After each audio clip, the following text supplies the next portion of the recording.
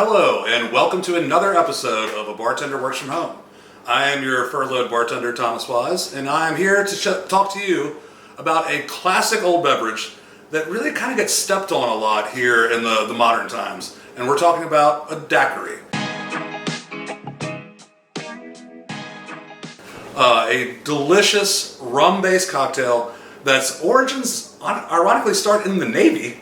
They work their way through a major war of America's youth, and then now we're here in modern times needing a vacation possibly more than any other time in our history, and we're all kind of stuck at home.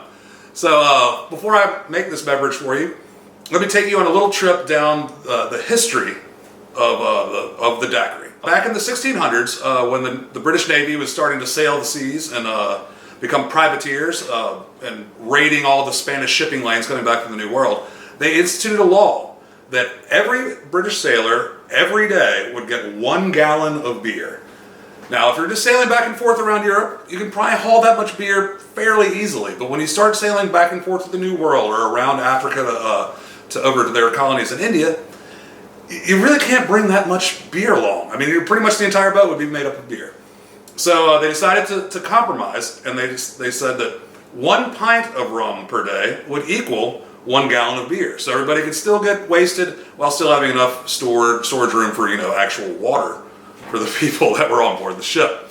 So as they continued to sail through the New World, they had these pints of rum that all the sailors would drink every day.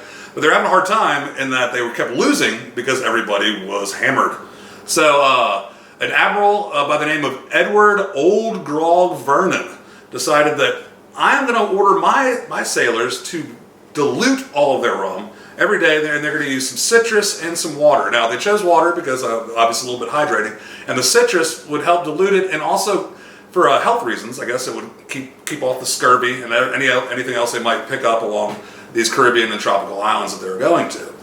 So here he was in the middle of naval battles, inventing a drink that would later be served at all of your TGI Fridays. We're going to fast forward a little bit further into the Caribbean history and get to the Spanish-American War, which had Teddy Roosevelt, found him landing on Cuba to take that over and take that away from the Spanish Empire. And when we invaded Cuba, the Rough Riders, led by Teddy Roosevelt, landed at a beach named Daiquiri.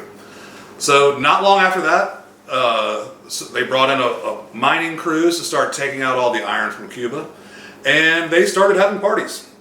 Because what are you going to do when you're in Cuba but have a party?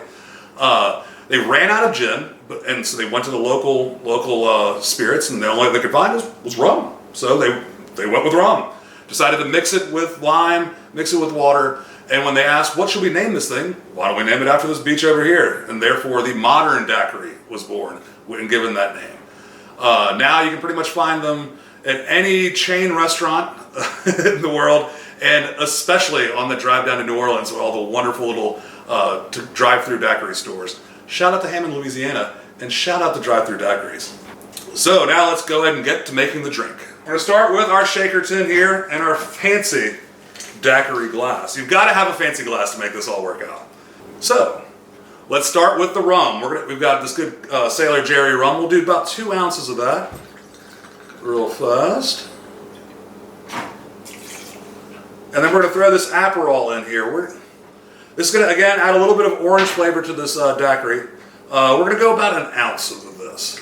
You don't want to do too much because, again, we're going to have some simple syrup in there too. But it's also going to make this, give it the red coloring I guess you're used to with the strawberry daiquiri from wherever you may get your daiquiris at. TGI Fridays and whatnot. Then we're going to come with a little lime juice. We're going to go a little over 2 ounces of that. Go ahead and pour that in there. And then finally, our simple syrup. Because we've got the Aperol, we don't have to use a whole lot of this. We'll just put a little dash in there, about 1/2 ounce. Pop our shaker on. And we're going to have to sing a song to know that we've shaken this enough to get it going. And since we're doing a pirate drink, why not sing a good pirate song? So, what do you do with a drunken sailor? What do you do with a drunken sailor? What do you do with a drunken sailor early in the morning? I guess you'd give him a daiquiri. That's at least what the old Admiral Vernon said. So we're going to go ahead and take it. We're going to strain it out over this, over our put out ice. And then a good pirate beverage deserves a nice pirate garnish. And for that, we're gonna go with a little umbrella and a lime and throw a straw in there. And and here you have it, an Italian daiquiri. It'll take you to an Italian beach or whatever beach you wish you were at instead of right here.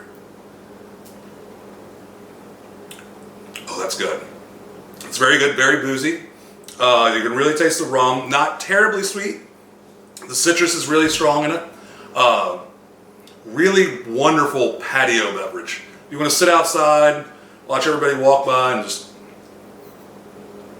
oh yeah. I am going to go sit on my porch right now and watch the whole world go by with my delicious Italian daiquiri. Please do tune in again for more drinks from the Bartender Works from Home. And if you found any of this information interesting or informative, please check out at the bottom of the screen ways you can send me a virtual tip if you're into it. Thank you very much. Till next time, cheers.